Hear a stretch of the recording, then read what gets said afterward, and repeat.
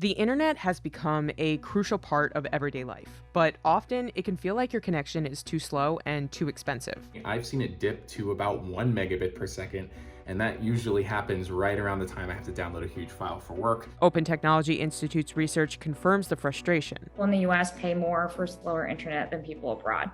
So for many consumers, the cost of getting online right now is simply too high and also too complicated. And there are a lot of stakeholders adding to the confusion. It's not like you just connect a wire to your house and then you have magic access to the cloud. It takes a lot of infrastructure and wires and cables and networks to get data from your house to the rest of the internet. Our Wi-Fi is run through the company that owns this apartment. We don't get to see what our Wi-Fi speed is supposed to run at or alter our plan at all. Really have no idea how pricing for internet service works in this country. We don't really know what will show up on our bill at the end of the month, given the kinds of fees that companies can lobby on us. At the same time, there are still Americans who lack access to affordable, reliable broadband. One of the striking differences that's persisted over time is that people in the suburbs are much more likely to have internet access and broadband access than rural residents. Lawmakers are trying to address the issue. For a long time, infrastructure policy didn't include internet access, but new legislation shows that perspective is shifting. The U.S. Senate passed the Infrastructure Investment and Jobs Act in August 2021, which includes $65 billion to expand high-speed internet access. But the House of Representatives has yet to vote on the bill, and even if there is change coming from Washington, it'll take a long time for that to reach our computers and routers.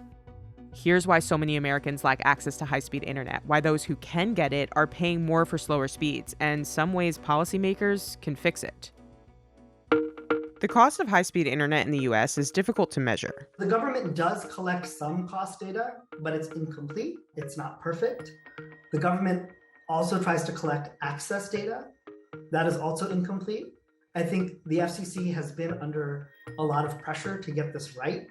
And I think that there are some good, smart people at the agency working on this, but we don't have it yet. Some researchers are working to fill the gap in the data. The Open Technology Institute, or OTI, has been studying the price and speed of internet services advertised within the United States as well as abroad. We found that the current average advertised monthly cost of internet in the United States is $68.38, so almost $70, which is higher than the average price of internet for all of North America, Europe, and Asia. And we also found that the higher costs don't necessarily translate to faster internet. People in the US pay more for slower internet than people abroad. So for many consumers, the cost of getting online right now is simply too high and also too complicated. One thing that's difficult about comparing prices in the United States is that different geographic regions have very different cost structures. Right? It can be very different to deploy broadband in downtown Los Angeles as it is in Montana. Actual internet speeds are also difficult to pin down, and they sometimes don't match advertised speeds. There is a system in place right now where companies self-report the speeds that they offer, but oftentimes those speeds that they report differ from the speeds that consumers actually experience. Another study out of Berkeley Law also found inconsistencies when it came to internet speeds. In one town in Minnesota, one side of the street, you pay $50 a month, and your download speed is 60 megabits per second. On the other side of the street, you pay the same price, $50 a month. Your download speed is 3 megabits per second. But that's not enough to stream live TV on Hulu. And so what we find is that competition plays a big role in improving consumers' broadband experience. Any number of folks we talk to say that they've hunted around. They've looked for vendors, they've looked for opportunities to get low-cost access, and some of them have just given up in frustration because they don't feel like it's available to them. Our research has consistently shown prices for internet service remain high. The federal government should be the one collecting this data from companies. Like, how does the price change? How does this quality change year after year? Increasing availability to high-speed internet can lead to economic growth, according to an April 2021 report from Deloitte. It found that a 10 percentage point increase in broadband access could have resulted in more than 875,000 additional U.S. jobs in 2014, as well as $186 billion more in economic output in 2019. The report also found that higher speed internet would likely lead to, quote, noticeable improvements in job growth. When we ask Americans about the advantages of broadband, what is so clear from broadband users is that they think that broadband makes them better citizens, makes them better workers, makes them better consumers, makes them better political and civic actors, makes them better news consumers. And they kind of worry about the people who don't have access to broadband, that they aren't necessarily full participants in all of the dimensions of society. A 2016 study by the Council of Economic Advisors also found that improving access to broadband leads to economic gains, such as improving labor market outcomes for subscribers, increasing economic growth, providing access to better healthcare, and enhancing civic participation. Some of the striking things, though, that happened during the pandemic, though, was that as many school children went to remote learning, we heard from a lot of low-income families that their kids were struggling because they didn't have high-speed connections at home.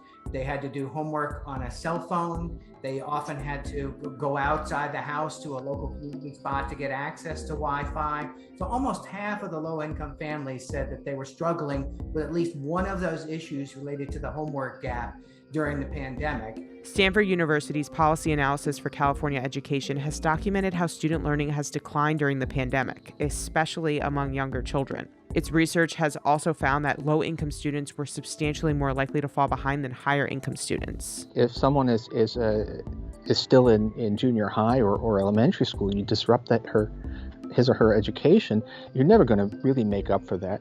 And then the other thing is graduates who enter a bad labor market. We actually know about that from a number of studies, suffer permanent damage to their career prospects.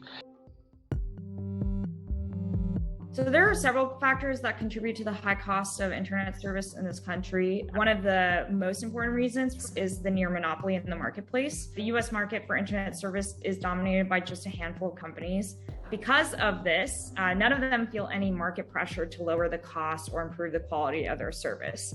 At least 49.7 million Americans only have access to broadband from one of the 7 largest cable and telephone companies, according to an analysis of the FCC's broadband competition data by the Institute for Local Self-Reliance, or ILSR.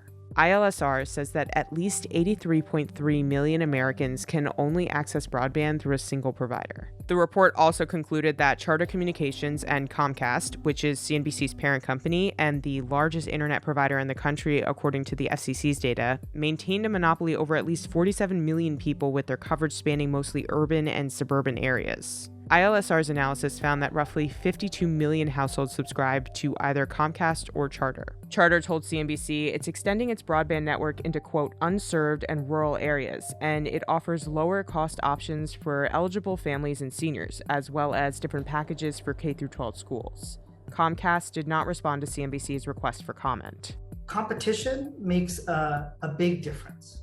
Consumers that only have one choice for broadband provider can pay 5 times more than consumers that have the benefit of competition. The ILSR report also says that, quote, big telecom companies have largely abandoned rural America.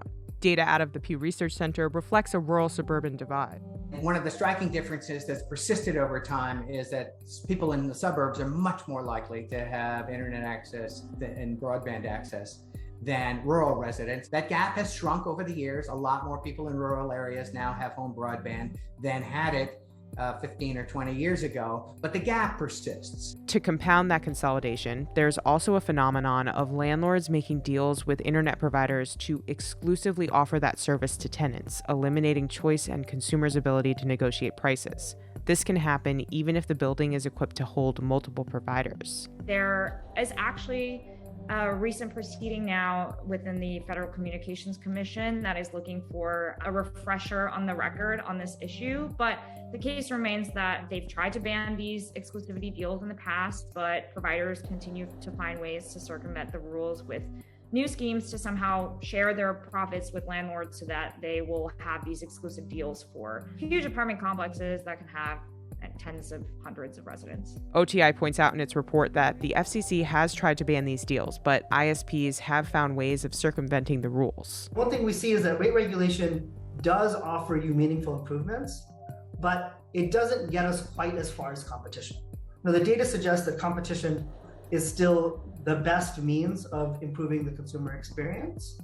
But part of the reason might be because the regulations aren't tailored to local regions, or they're not as strong as they could be.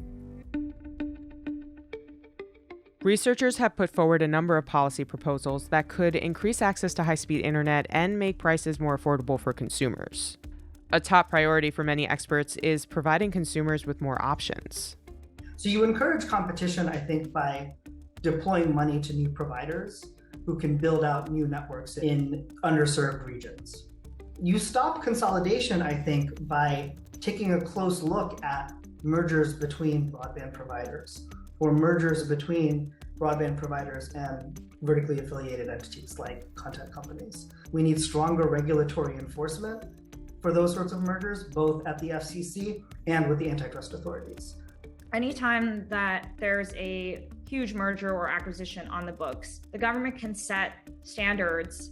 If you are a major company merging with a company that has historically provided a service for low-income households, you could keep a merger condition that would ensure that low-income households continue to have a lower price option that they can afford to stay online. Rate regulation is also a top policy proposal among researchers. Rate regulation can cut those prices nearly in half. Where you're served by a monopoly, rate regulation can offer you meaningful improvements in the prices you pay and the services you get. Regulation is good for consumers, but not as good as competition. It takes a long time to build out broadband networks. These are large-scale infrastructure investments. And so we need to think about what we're going to do for consumers who face high prices while we're waiting for competition to arrive. There are some options when it comes to developing infrastructure at the local level. One is called municipal networks. Municipal networks are networks that are run by cities, so operated by municipalities, and they can take a lot of different forms. Some cities partner with private companies or also utilities cooperatives to offer internet service, and others just build their own networks. In the case of cities that had both municipal and private networks, municipal networks brought down the average cost of internet in that city. They also often had some of the best speeds in the nation. As of September 2021, at least 18 states have legislation restricting the use of municipal broadband networks, according to an analysis from Broadband Now.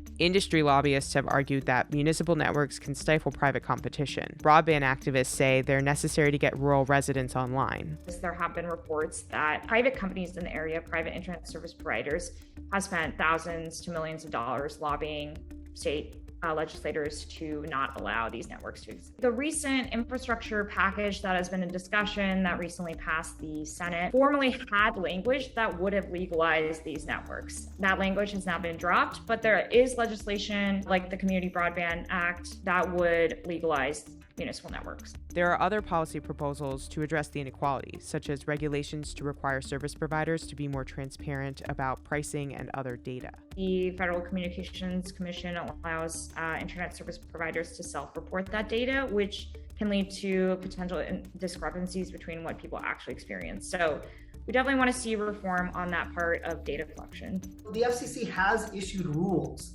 regarding broadband transparency. It was on the path to creating what was called a broadband nutrition label, which was sort of a way of very transparently displaying, okay, here's how much you're paying, here's the speed you're going to get, here's the discounts that you have, here's how long those discounts will survive for.